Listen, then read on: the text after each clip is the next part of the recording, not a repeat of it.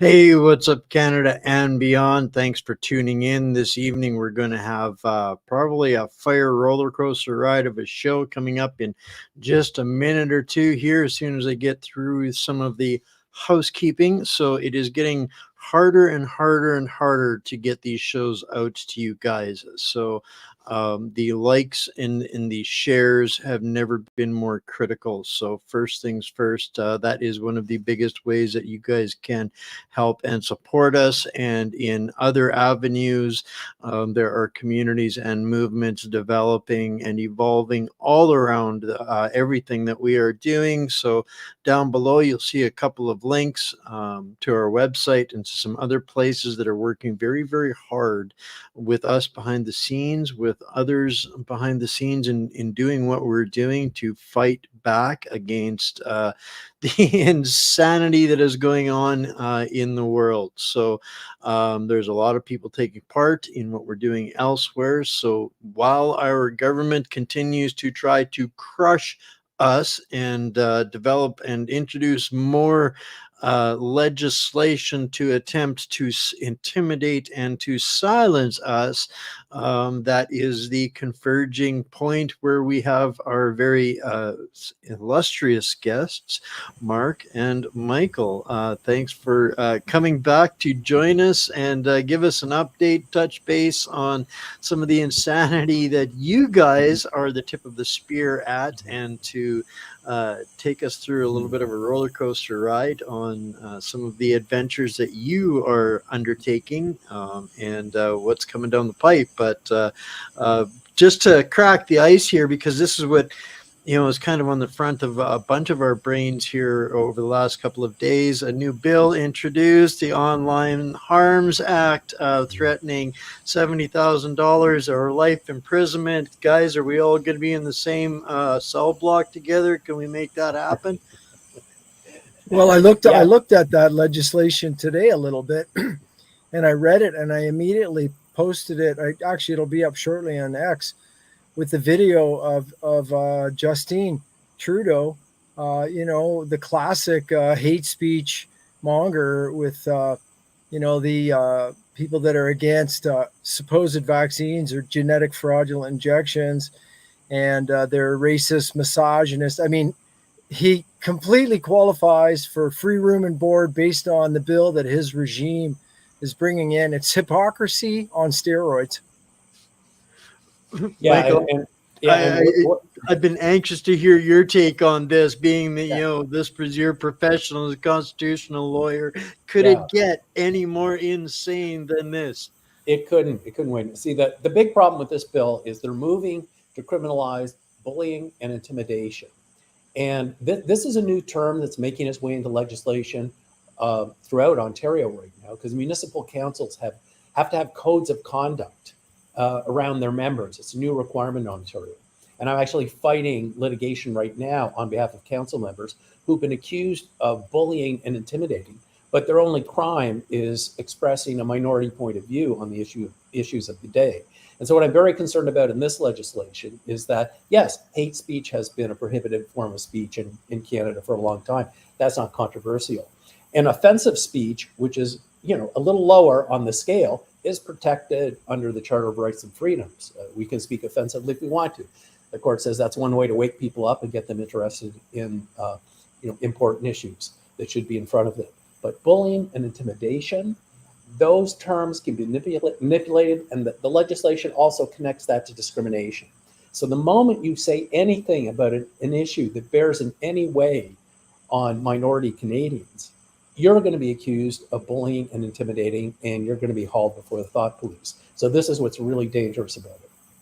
It's to me, it's from what I've been reading of it, and because I have to reread it and reread it and reread it because it just seems so surreal that arbitrarily somebody could, whose identity would be protected could make allegations and say Michael said something that offended me and is harmful to the way I perceive things. So he should be investigated, charged, and potentially, what the sky's the limit on what kind of sentences they could levy upon us. So for people like us in the front lines of the discussions, these are kind of heart-stopping thoughts when I look back at the conversations that I've been host to over the last several years, and the conversations that we've even had. Where does that put us in the crosshairs if cases like what you guys are here to ultimately speak to are allowed to stand? Because that is the connection between this. What you're fighting, Mark, is really only one step away from that next step of life imprisonment for putting something on social media that they arbitrarily deem harmful or offensive. Yes, and this is the concealing the identity of complainants. This is also a common practice in other areas. So when it comes to municipal councils, the integrity commissioner who polices this whole thing can conceal the identity of the complainants and the factual backgrounds to their complaints. And so this kind of thing is also emerging under this legislation. I mean, is that you can have these third-party complaints where people can essentially go after you with impunity. There's no accountability for the complainant. So that's really dangerous. Well, I really, I think my common sense mentality says we're not going to get there. This bill isn't going to get there because there's too many fights still to go through over that same situation as with you, Mark, because this is ultimately what is going on with you, but at a lower level in alternative jurisdictions. It's not a federal offense that you're being convicted or tried or facing in the courts. It's about they didn't like your behavior. They found you offensive, so they've pulled your medical license. Well, yeah, which I mean is an upside down world thing, because when I just go back and very calmly review the facts of the last few years, and I just focus in on one of the main issues, which is the genetic injections that have been fraudulently pushed on people as COVID-19 safe and effective vaccines, and the research that existed before anyone was injected, and the history of mRNA injections before anyone was injected, right? And just a lot of basic knowledge of vaccinology and virology. It was blatantly obvious that these injections were dangerous. And anyone, I mean, normally, which I maintain is still now, because I still try to live normal. If you're a professional, in my case, a doctor, and as a doctor, you're in a position, for instance, to inject people with things. Therefore, you have a professional duty to know what's in it, to know what are the risks or potential benefits. And then to boot, this was introduced as an experiment that was fraudulently put before the people as a safe and effective vaccine. By no means was it a vaccine. It's a genetic injection of 40 trillion copies of foreign genetic code and pegylated nanoparticles. That's not a vaccine. And so as a doctor, I have a duty, and I would be negligent if people walked in. I said, "Oh yeah, I watch CBC. It's safe and effective vaccine. Here you go. Boom. I'll take $80 for everyone I jab this in. I'll make a fortune giving this to people. I'll take one myself." That would be negligent, and I should lose my medical license for that. That would be negligent, and I would also be criminally responsible. That's in a sane world, the world that we're trying to kind of hold together here. So what's bizarre is, we don't really know what the colleges charge me with. That's the bizarre thing. Michael could go into that. But clearly they don't like my expressions on Bill Gates' business here. But on the other hand, the CPSO is, you have to be a doctor to be the head of the CPSO, because you're going to direct doctors, and you need the expert knowledge to direct doctors. So here you have, on the other hand, someone who I'm assuming they're not so evil that they actually read what I read. Like I'm assuming they didn't know what they should have known, because if they did, they would have known this thing was very dangerous. And that would mean that their crime is intentional. I'm giving them the benefit of the doubt and saying, I don't know why they were lazy. They just thought they'd watch the news and think that's good enough. But if they had read the information, if they had studied the science, they would have never recommended this injection. And they certainly wouldn't have went on a campaign to unlawfully coerce doctors and nurses across our country, not only to inject themselves and each other, but to go out and inject the population. And if they dare say anything, like for instance, Roshane Kelly and I very early said, hey, this is a genetic experiment. And we were mocked in the media. I mean, that was just emergency use authorization documents. It was a genetic experiment. So it's very bizarre because I don't really, I mean, obviously this is very uncomfortable for me. This has cost me a lot. And I put a lot of time into fighting this war. But it seems that the people on trial in a sane world are the college. And they seem to think that they can defend their position by persecuting me and every other good doctor and nurse that's done the right thing. I hope it's not going to work. At this point, I consider them guilty of negligent mass homicide and assault leading to bodily harm. And there's nothing hyperbolic about that, in my opinion. Michael, Dr. Trozzi is not insane and has no intents on self-harm, does he? He is everything he is stating is actual and factual, and this is why we're having these discussions. And I have no intentions of self-harm either, just to make it on the public record.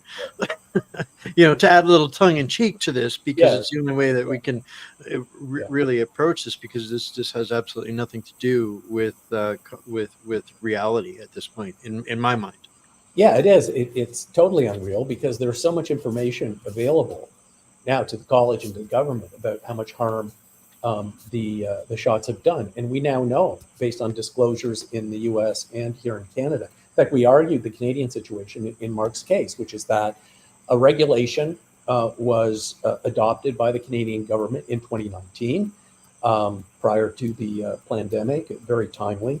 And that allowed the Minister of Health to approve these shots without requiring Health Canada to do its due diligence.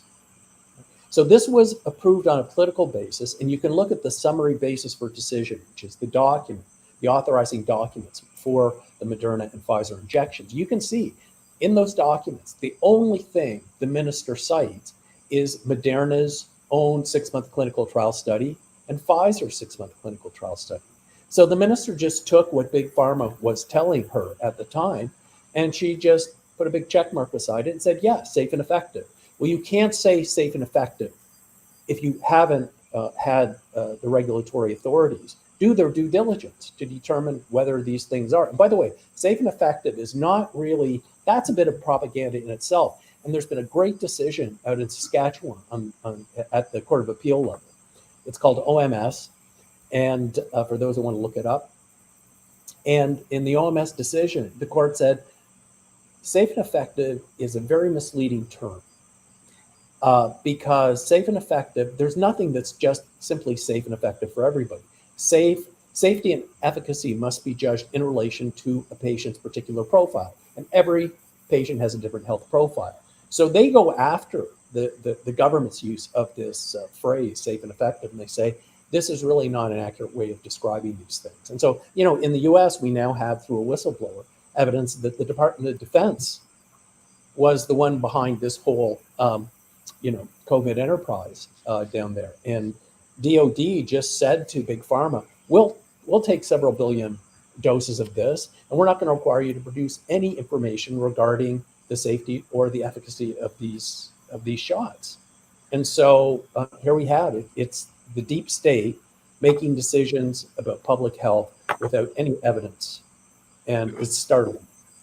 So I want to just layer on to that a a little bit, because this is public information. It's out there if people go and do the research on this. What you were alluding to, there's literally Department of Justice attorneys defending Pfizer in the courts, stating, "No, Your Honor, we did not fraud the American government or the American people. We delivered the fraud the Department of Defense requested and ordered." And through my own research and stories and stuff that we've broken, going back into 2019, where union pension funds were invested in Moderna, a company that was brand new, had never had a product or any capacity to offer advice or counsel or issue the words safe and effective, are now enforcing legislation or being used as the backstop for legislation in some giant scheme that has absolutely nothing to do with justice. So in the real world, Dr. Trozzi, you should be receiving the Nobel Peace Prize for attempting to save lives. And ultimately, what is coming out by our own government's admission? Oh, oops, yeah, there's a bunch of miscellaneous DNA stuff in there. So I guess we kind of are maybe doing some,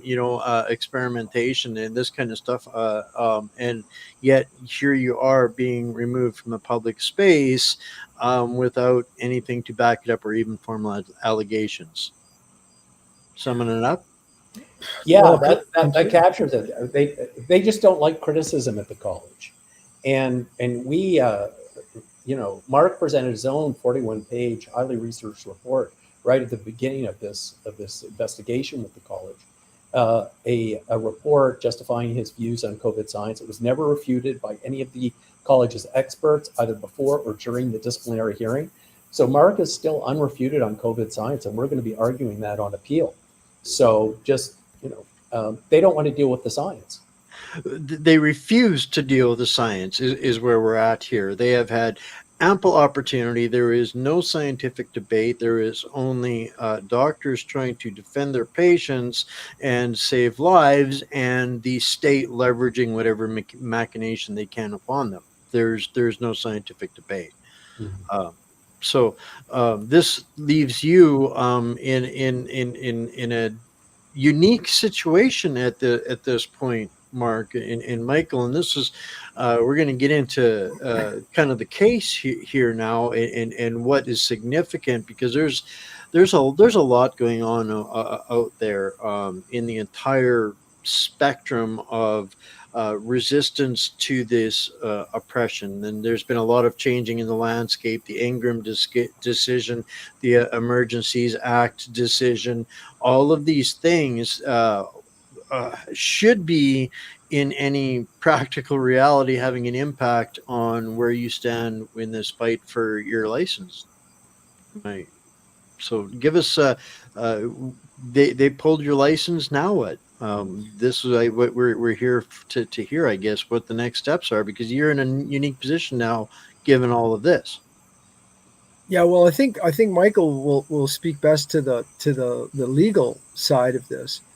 But you mentioned something. You said I should be receiving a Nobel Prize, as should Dr. Hoff and Dr. Patrick and Dr. Killian and Lichky and Shoemaker and Laurie and Malthouse and Christian and Melbourne, and there's a long list. That's what's so bizarre, is that they put forth this idea that one at a time they line us up, and if we stand our ground rather than snivel before them and write an essay that we were wrong when clearly we were right, but if we stand our ground, then they say, oh well, you're incompetent. But I think people realize this isn't like one doctor who suddenly formed a phobia over the tetanus vaccine.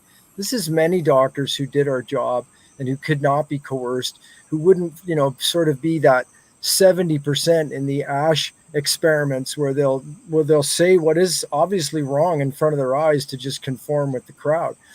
And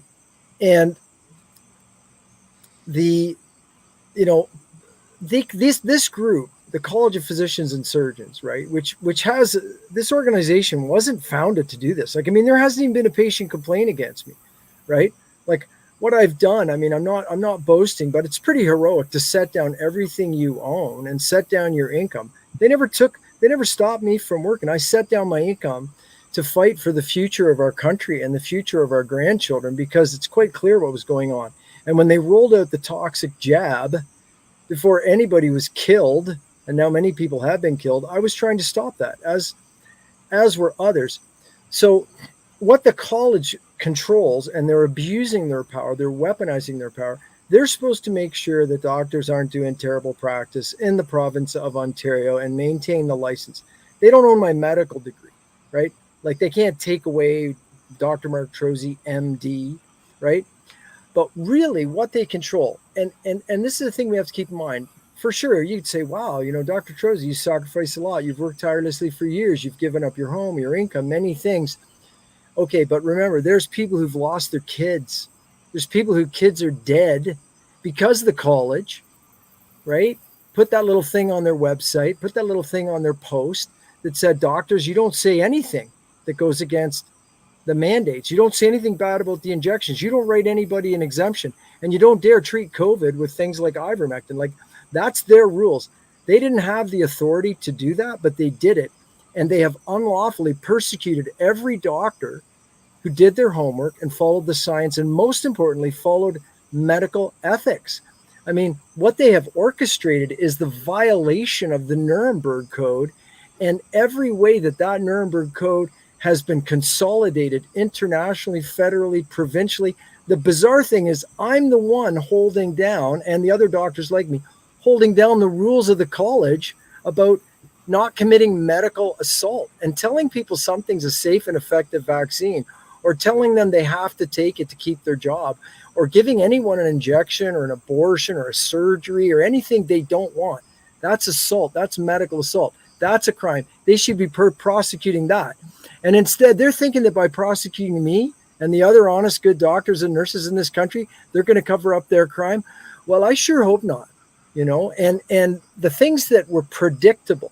I gave a presentation to the Romanian parliament, and that's another thing people need to realize. Canada is so upside down, and Ontario is so upside down. You think the whole world, all the governments are looking at people like me and Peter McCullough and saying we're crazy? Not at all. They're seeking our advice as they slowly wake up to what's been done, right? But it was predictably dangerous. And then everything that I spelled out, everything that I in detail mapped out has happened. And we have at least 20 million dead human beings and hundreds of millions of injured people. And everybody knows somebody that's injured or dead or lost their grandmother or lost their kid to these jabs alone, never mind the rest of the nonsense. So that's the real reality on the ground. But as to the legal aspects of it, Michael's definitely the expert dealing with that very complicated gauntlet. Well, just before we get into that, Michael, one thing I want to highlight here, Mark, is the position of the governing body here, and that's what the CPSO is it's supposed to be a governing body.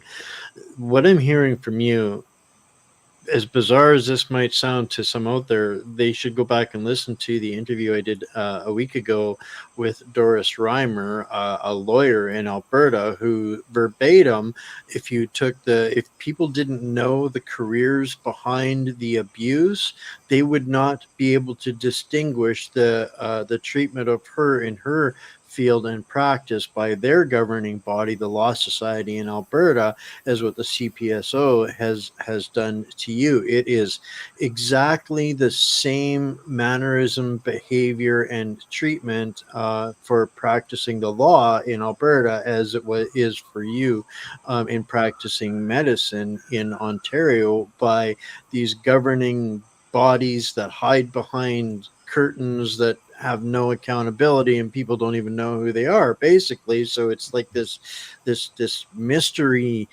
magic group that somehow seems to supersede law and sanity. How does this play? Does that play into what you're dealing with, Michael, in the courts? Oh yeah, this is straight up bureaucratic tyranny. Here in Ontario, the Minister of Health is the boss of the college under the legislation. So if the minister picked up the phone tomorrow and said to the registrar of the college, bring this to an end, it would be over. But what's gone on here is very insidious. The government certainly knew that it couldn't get away with passing legislation to restrict free expression or to prevent people from seeking Health Canada approved medications like ivermectin and so on. So what the government did was it just whispered in the ears of the colleges and the people running them, said, hey, you guys do all that and we'll look the other way. So you see, it's government at the highest level that's complicit here in letting the administrative state off the leash. And what's very unfortunate here in Ontario is we've had a number of people, including some of my clients, go into the court system and challenge the colleges. And when you do that prior to a tribunal hearing decision, you go into the court system for review on a standard called reasonableness, which is a very low standard of review. So the courts essentially just defer to the findings of law that the tribunals make. And the court looks primarily for violations of due process. Both sides didn't get written submissions, or there's bias on the part of an adjudicator or an investigator or something like that. And the courts have been so deferential, beyond deferential, with this standard of reasonableness. They've done everything they can to shut down litigants. And we've seen that with Jordan Peterson's case being denied. He was denied appeal by the Ontario Court of Appeal. So essentially they're saying to the college, of psychologists, do what you want with Peterson, we don't care. But we've got a unique opportunity here with Mark. He went through right to the end of the process, unlike other people who've been involved in this situation. So he now has a right under a statute to appeal the decision of the tribunal into the court system. And the Supreme Court says that when you appeal based on a statutory right of appeal, you go into the court not on this low level of review called reasonableness, but on correctness. Correctness is a standard employed by the Supreme Court of Canada. And what it means is the college must be right. There's no wiggle room, must be right on all issues of law. And I believe that we have them nailed on fundamental issues of law. For instance, whether they had reasonable and probable grounds to even launch an investigation against Mark. Clearly they didn't, and yet that is the legal standard. So this should be the college's Waterloo, being heard in the court and having their decision reviewed based on the standard of correctness. This has been our plan for the past 2.5 years, is to get to this point. So we're exactly where we want to be. The only thing that can go wrong here is the courts decide that they don't want to vindicate Mark's rights. So at that point, that's the final hurdle of exposing the courts and the medical system and the government as being fully and utterly and completely corrupted. There's certainly what I would call an institutional bias in favor of the health colleges. There are 22 of them in Ontario. There's an institutional bias in the divisional court, which hears these public law cases, in favor of a bias in favor of these colleges. But they've been able to get away with that by using the standard of reasonableness to lower the bar for the colleges. But when you're on the standard of correctness, that's a totally different thing. So this is going to be a test as to whether we still have a functioning court system in this province. So is that so a couple of questions here, and forgive my ignorance on this, but to compare to Dr. Jordan Peterson's case, where he was there another step for him that he could have engaged in? Is this the kind of a difference in what you're doing as for what he was surrendered to? He agreed to, I guess, go through the re-education deemed by the college rather than to take it to the courts. Is that a line that you guys are crossing now that he didn't? Well, this is a little complicated with Peterson, because even though he went into the court system on this lower standard of reasonableness, because he didn't go through the tribunal and his license wasn't revoked or suspended. So he went in on this lower standard, but the Supreme Court has said recently that even on the lower standard, you have to decide charter questions on the standard of correctness. No deference to the colleges on that. And he was essentially arguing his charter right to free expression. And so the fact that the Ontario Court of Appeal wouldn't address such a fundamental question that should be based on the standard of correctness is really troubling. So we get the right now, though, to readdress this. Now, if I had been advising, Jordan Peterson had excellent representation, and also the CCF, Canadian Constitution Foundation, was an intervener, and I'm sure they did an excellent job. But I might have advised him to hang in there and force the college to revoke his license so he could do what Mark is doing, which is going on the standard of correctness. So I hope that Mark will vindicate Jordan Peterson and many other people, and that we'll get the decision that we want. But how have these recent rulings, how have they impacted your guys's, without giving your strategy away? Obviously, as you said here, this is an opportunity for you now. You guys have been playing defense while the other team had the ball, per se, for a period of time. But now we've got the rulings on that are starting to, kind of resemble like they're tilting the scales back to normal in the halls of justice, with the ruling on the Emergency Act, the Ingram case, now some class actions, some mass torts coming against the military. There's a whole lot of offense going on that ultimately you would think would change the scope of the environment of where you guys are at. Is there an impact? Does that change things for you guys? Well, I certainly hope so, Wayne. I think the Emergencies Act decision is just crucial, because we had a judge with an independent mind who stepped back and called it as he saw it. And that's the way it should be done. And this is obviously a dramatic decision. And so I think it sends a message to the courts across the country that some of these issues need to be rethought. So I think we are in a better situation right now than we were 6 months ago. Right. Right. So now you guys are moving forward. As you said, you had to get to this position in order to move forward, where this ruling came down, and now you guys are filing your appeal. What does that look like moving forward? When does this start? Because part of what we're trying to do here and thank you guys for coming on to be the horse's mouth on this, is to raise awareness that it's the CPSO that is the enemy of that right now, that you have an opportunity to take to task in the battle of righteousness in this. What does the timeline look like moving forward for you guys, and what how can we help as a community? Well, just quickly, we filed a notice of appeal on Friday, and now we've just received instructions from the court, in fact, today, to set a schedule. So the college and I have to decide how long each of us needs to produce our legal briefs and other material that we want to present. And so once we decide on that, and we both meet those deadlines that we'll set, then the court will set a hearing date. And I suspect that will be 6 months away. So Right. I'm hoping that we might get a decision late 2024. Now, this is at the provincial court level or the federal? Yes, this is the provincial court level. Provincial courts. Okay. So you're just starting your wind up, and although you've got everything behind you, you're just getting started on this next stage of this. So we've got some Yeah, time to let people know. and what we've done, Wayne, is, I mean, we knew, since we were trying to get into the court system as our ultimate goal, we front loaded these cases at the college. They are rich with case law and references and authorities, particularly constitutional law on freedom of expression going back to 1939. So we have set this up so we can argue this case on the most profound level when we go into the court system. So we're very well prepared to take this to the next stage. And of course, we are seeking funds to try to underwrite all the expenses involved in this, which are really extraordinary. It's very expensive to litigate against the government.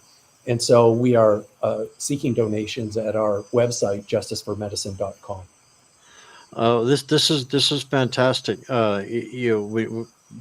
When I hear you say, bring this up, this is an important point. You front loaded a lot of these arguments and stuff. So a lot of this stuff is going to be undeniable when it gets to that next level. It's going to be, it's going to be. It's going to feel like a bit of an unfair fight at that point, for me being a spectator, listening to you argue this case at that time when it comes up. So this will be argued in Ontario, Toronto, likely, or Yes, it'll be argued at Osgoode Hall in right here in Ontario. Sorry, That, in that Toronto. Yeah. that's fantastic. So because there's going to be people here that are a part of this community that will be out there, and I'll be encouraging them to be out there to document this, because this is the reason that this is so significant, and why I brought up Doris's case in Alberta with Lanny, the lawyer over there, is showing the patterns, the patterns, the patterns. These are the things that we have to break, and there are so few people that have gotten to this deep in the game to be able to actually break those patterns. We were talking just before the show about how this is the uniqueness of your position, Mark, is you're kind of the last man standing here in a position in spite of all of those other things, but for one reason or another, you're the one that's in this position right now to wield this offense in this position, like they are in Alberta. But these are the things that break the patterns that we people need to see and understand and look for, and then recognize, and then they can do something about it in all of their provinces. Because this, what you've experienced, is not unique to Ontario. Yeah, well, that's so true. And you know, it's interesting, the we don't know if the courts work. I'm just going to be blunt and honest. Okay. We've seen a lot of failure of the courts in the last 4 years, but we've also seen some recent moments. For instance, that recent decision by Justice Morley, where someone just did his job, just was a good judge and looked at the evidence and looked at the facts and looked at the law, and the court actually functioned for what courts are supposed to do, which is to uphold the law.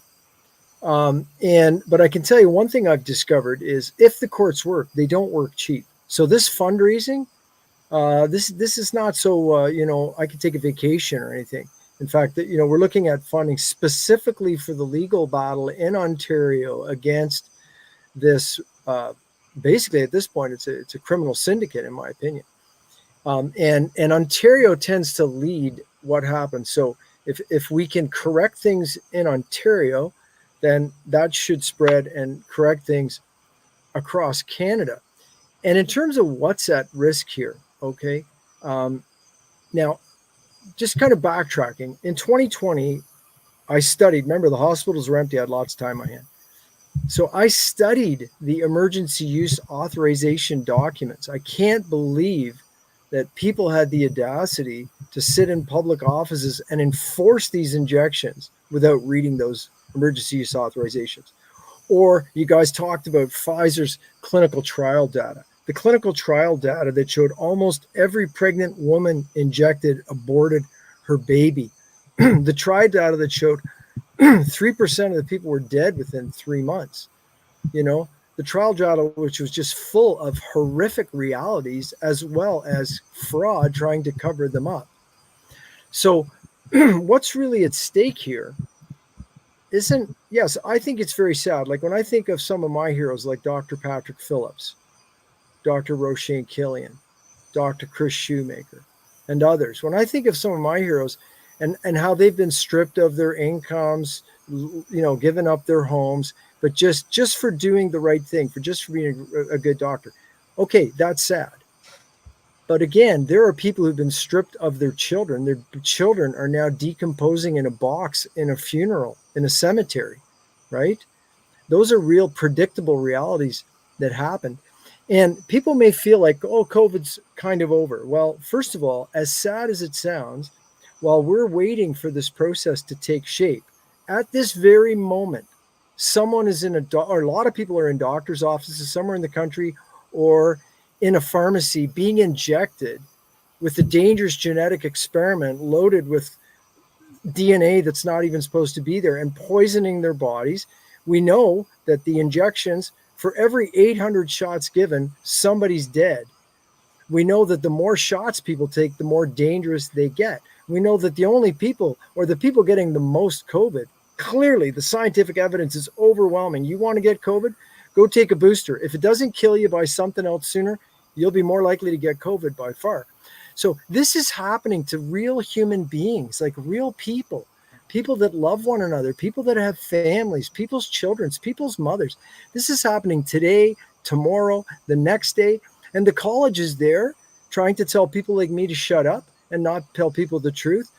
And what makes it even more pressing is with every good nurse and doctor eliminated from the medical care of people in our province. And by that, I mean every good nurse like Sarah Chagunian, like Kristen Nagel. I could go on a long list, all the doctors, everyone who read the ingredients and said, wait a minute, this isn't right, and read the law and the Nuremberg Code of Medical Ethics and says, wait a minute, this isn't right. You can't give people a shot because Justin Trudeau says he has to have it while he's racketeering on Acuitas through British Columbia Investments. I mean, that's so wrong. But here's the thing. And I've written about this a lot, and I'm very active on a lot of fields about this. The World Health Organization, which continues to be used as a conduit to impose global dictatorship on the world, I mean, they're trying to pass international health regulations amendments. They're trying to pass pandemic preparedness treaty. They're preparing to do worse.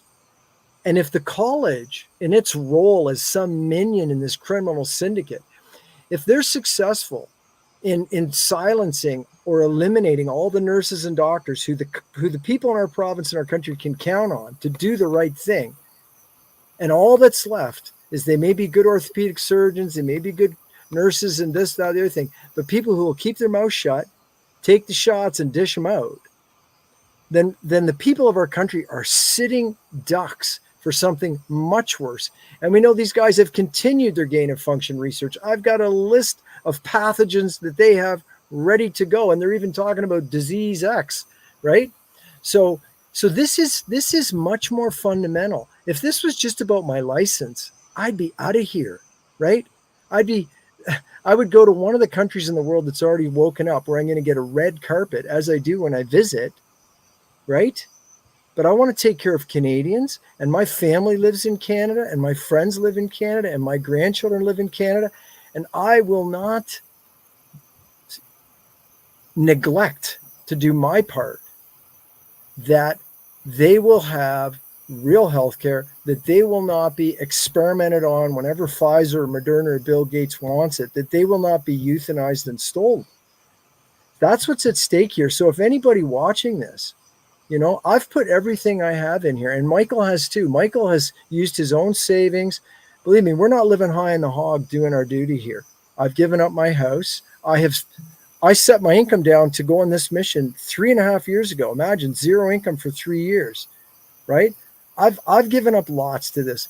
So if you love your kids or your wife or your husband or anybody in the world, or if you want society to be any semblance of free, then it's time for you to please help out. Please go to justiceformedicine.com and make a significant donation. If you're a rich, wealthy person that blows $200 on dinner anytime you want, come on, get involved in the real fight for the future of our country. And I very seldom push the money issue, but I know how this thing works, and I want this fixed. I've already given up everything I can to do this. Well, a couple of really powerful things there, and what you're in a position to do is to address one of the overlooked evils. And these guys, first of all, we don't have an understanding of how evil can be.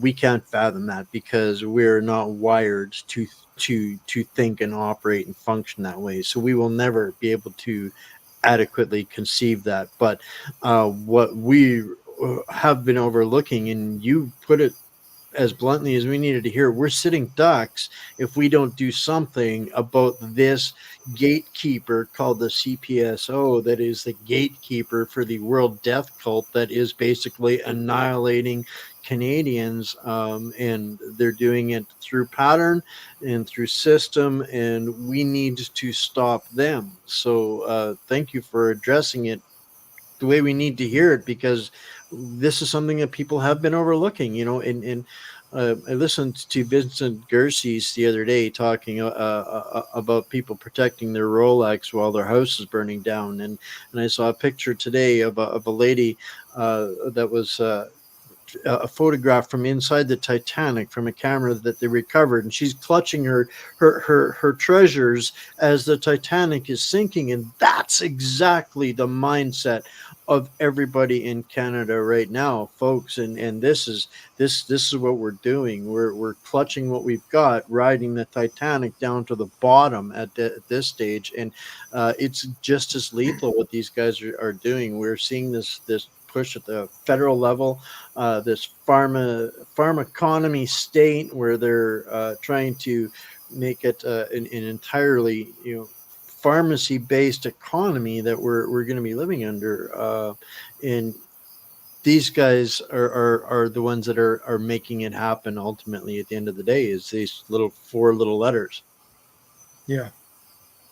And I think a lot of the doctors and nurses that have kept their jobs by taking the shots, right? And I think they know it.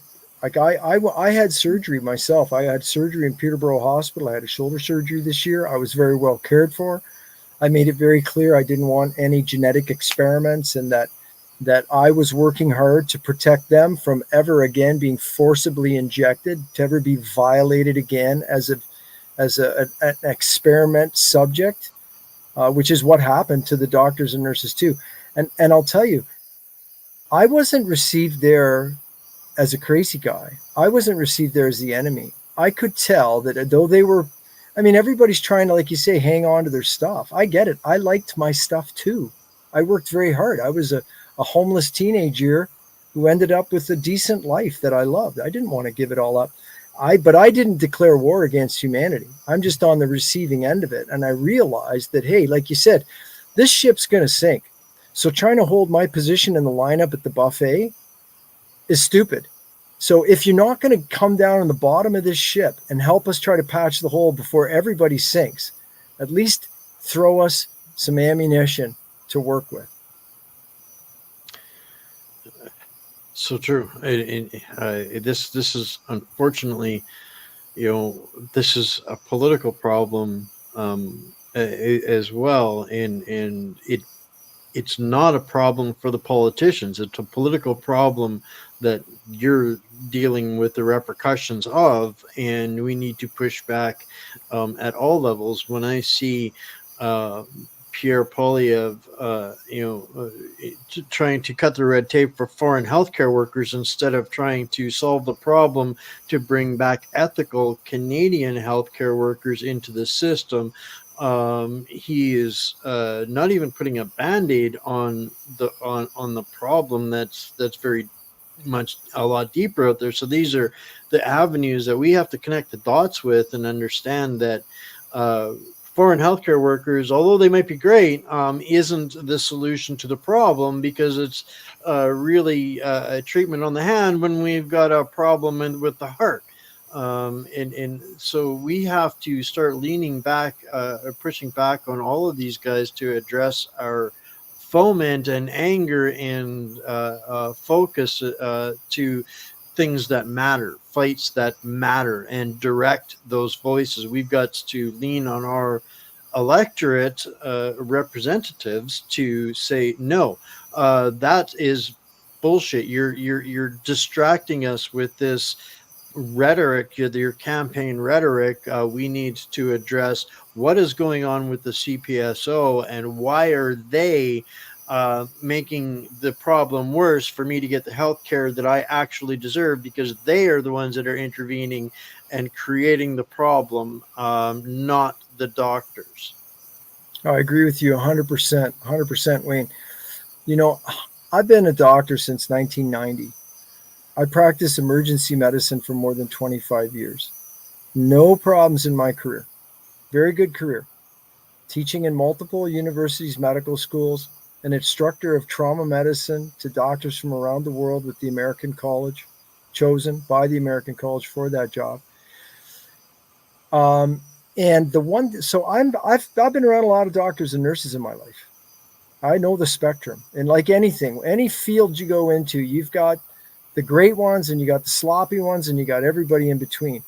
And I'll tell you, since I've been such one of the central players in this movement for medical truth and freedom, I have met the best doctors, nurses, and scientists I've ever met in my life. And it's very consistent. So the doctors and nurses who are being eliminated from the care of our people are the best. They're the ones who are the most ethical, the most attentive. They're the ones who study the science. They're the ones who make sure they're accurate. These people don't just watch commercials on TV and come in and take orders and print money. And eliminating them. In fact, I published about this, CPSO, creating and, quote, solving the doctor shortage and the nursing shortage, right? So getting rid of the absolute cream of the crop and then saying, oh, well, we got a doctor shortage. Nobody knows why. And the other thing is, you remember when they said the hospitals were full? They weren't. Well, after all the disease created by the mandates and the injections, well, now we've got a lot of sick people to take care of. So that adds to the situation. And then they're going to say, oh, well, we're going to solve it. We're going to bring a bunch of, doctors from wherever in here and make it. And they actually published it. We're going to make it easy to get a license in Ontario. We're going to overcome the hurdles. Well, how about make it easy for good doctors like Patrick Phillips to go to work, or Dr. Shoemaker to go to work? So what they're causing the problem and then pretending to solve it with a Band-Aid. And I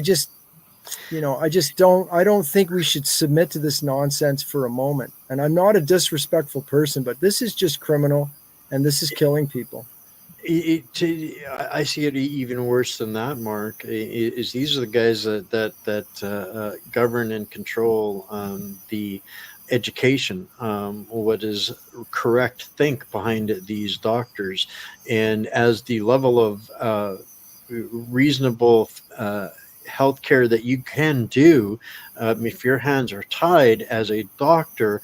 The new crop of doctors are going to be looking at these people that they can no longer treat and say, okay, you're now a subject for the MAID program, because that is now a viable treatment for something that is incurable. So anybody that might seek to treat a life beforehand will have been eliminated from the system and replaced by sped through crops of quote unquote new age doctors that see it as a fair treatment. They can't solve the damage created by the genetic treatment, so this is their only way to treat people. That's ultimately where I see these guys at the wheel of that exact bus that Mark Holland said, oh, they just need 2 more years to prepare the medical system for the expansion of the MAID program. That preparation includes the removal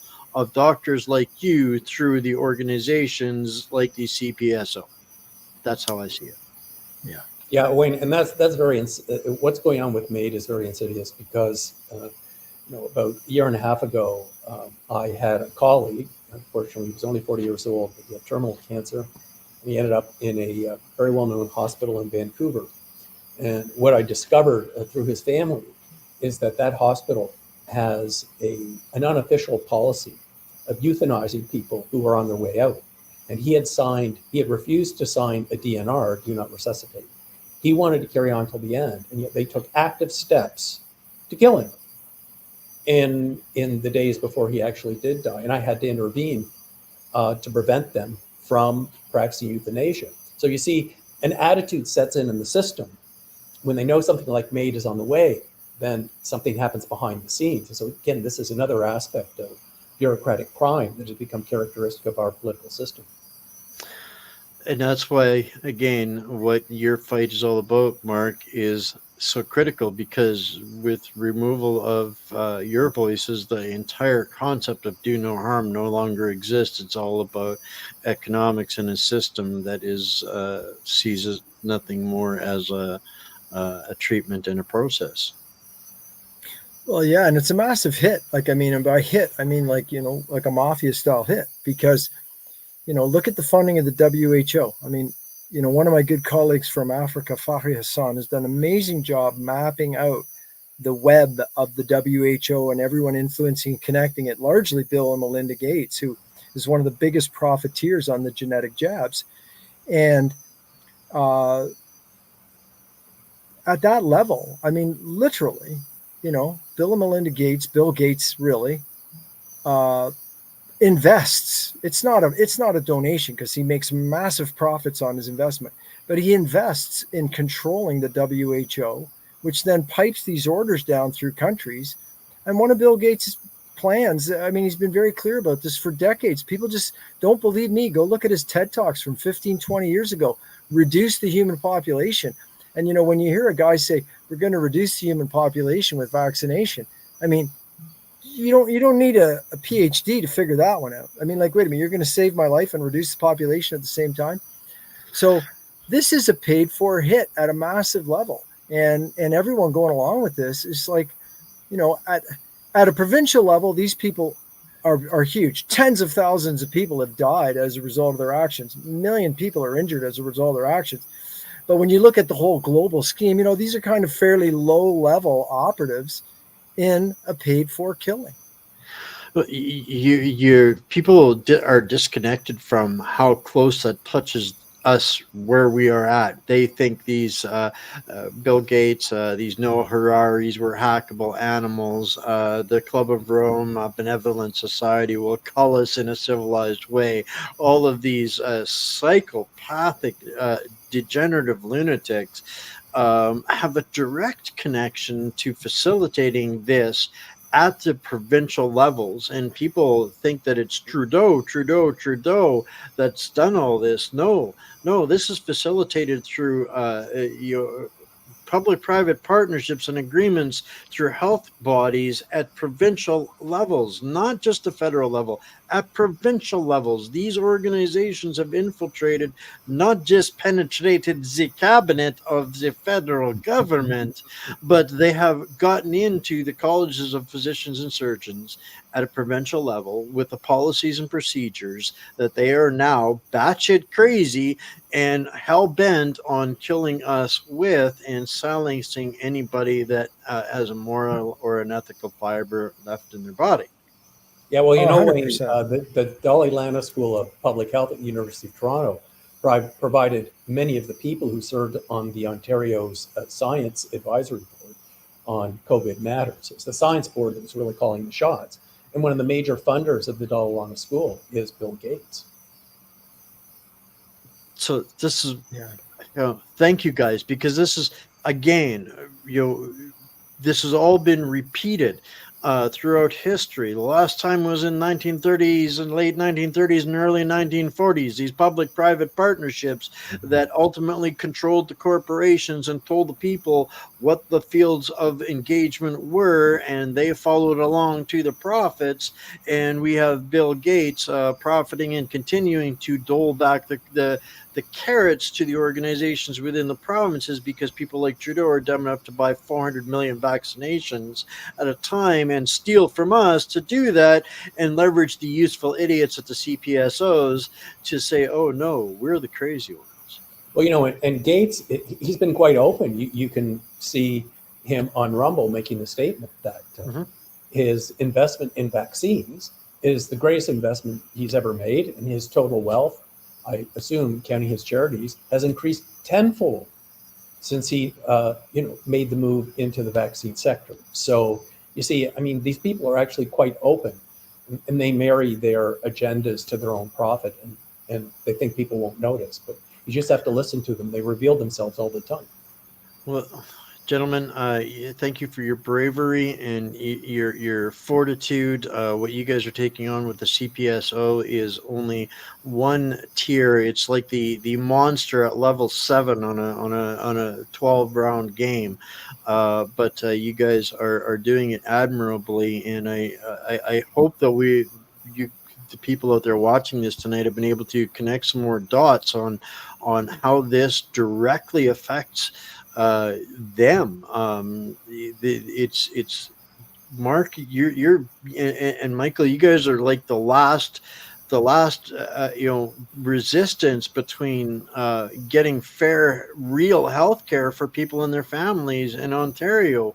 And if they are going to get away with doing this and eliminating real health care, people should be very, very afraid. So it's time for people to stop clutching their pearls and start buying a little bit of ammunition for the fight back that we have to have. And unfortunately, you guys are the David and the Goliath story right now, literally in Canada as a barrier between the future health and safety of our families and friends. So last thoughts, I'm very grateful for you guys giving me an hour of your time here tonight. Mark, I saw you on Rebel News today. I don't know when they taped that, but for people that are out there, help us get this message out. This is a far more critical point in our future history moving forward in Canada. So last thoughts from you guys both. Well, I'll just say Mark's case is the bellwether. We're going to find out, as I said before, whether our courts are going to step up and call it as they see it, just like Justice Mosley did in relation to the Emergencies Act. And if Mark's successful, this will send shockwaves throughout the country.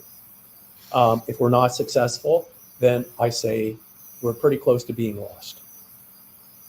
Well, I that's kind of the feeling that I have on this. This is kind of our last good fighting position before being proven that there is no saving anything in Canada. Because if we cannot save the health system, if we cannot save and protect our families and our future, what is there left?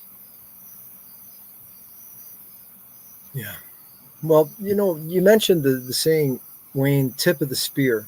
It's a very good saying. And yeah, in this situation, people, against the people and the organization that has injured and killed a lot of us and is doing their role to keep it going. So here we are, we're the tip of the spear. So we've got the tip of the spear up against their heart. So what I would ask you to do is to grab onto the handle and put your weight behind it and help shove the tip through. We've got the tip in place. We need your help to shove it through. And the other thing I'd really like to, make sure people are aware of, let's face it, more than 3/4 of us in this province, in this country, have been injected with this stuff. So people should keep records because it was an assault. And I think at the end of the day, all these assaults that happened will end up on the doorsteps of people who I consider criminals who coerced all the doctors and nurses into this. But as well, don't wait for your body systems to deteriorate because of microclotting in your small blood vessels and autoimmune attacks on your tissues and all the things I've explained since the beginning happens with these things. Do something to detoxify yourself. We haven't got it all figured out. This is a very nasty bioweapon, especially if you got unlucky in this game of Russian roulette and you got one of the real strong ones. But get involved. You can look at drtrozzi.org. You can look at petermccullough.com. You can look at the FLCCC. You can look at the World Council for Health and learn things you can do: fasting, nattokinase, curcumin, bromelain, N-acetylcysteine. Take care of your health, stay alive, help us win this fight, and let's restore our country and our world to a place where human rights count, where human health matters, and we all have rights over our own bodies, and we're not ruled over by a bunch of criminals. Thank you so much, Mark. I've got your ex Twitter page up here. Folks out there, go get connected with Mark there. That's the fastest way to get plugged in.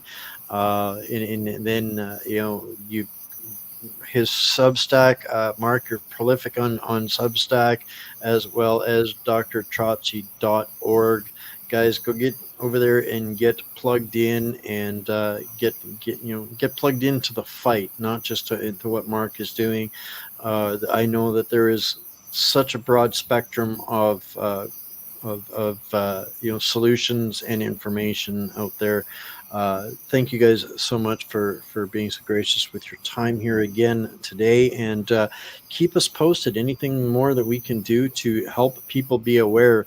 This is a fight that needs to be fought. It's not just Justin Trudeau, it's the CPSOs, and we need to make it loud, and we need to make it focused, and you guys are providing exactly the arguments people need to be armed with to push for that kind of change. So thank you so much. Thanks, Wayne. Thanks for everything you're doing. We really appreciate you. Yeah, My thanks for giving pleasure. us this opportunity, Wayne. We're very appreciative. Thank you. Like you said, anytime, guys. I always said to Mark that I am his Huckleberry. Anytime, I am always there, and that's still that's not going away anytime soon. So we will see you guys again real soon. Yeah, we'll be busy. We're going to keep taking care of people. We're not going to wait for the college to get right for us to help people. Well, the only permission we need to help people is God's. So Amen. that's why I do what I do. So we'll see you out there or in the gulag, one of the two.